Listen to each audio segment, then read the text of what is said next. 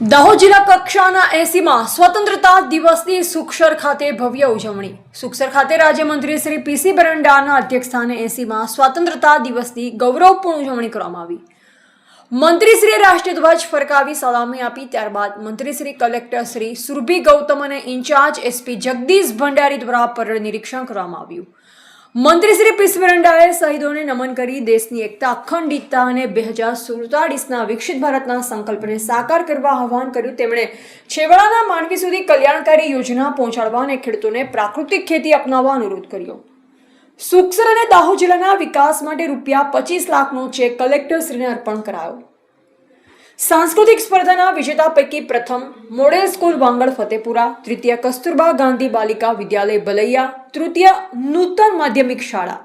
ઉત્કૃષ્ટ કામગીરી કરનાર શ્રેષ્ઠીઓનું સન્માન કરાયું અને શાળા પટાંગણમાં વૃક્ષારોપણ સાથે કાર્યક્રમ સંપન્ન થયો.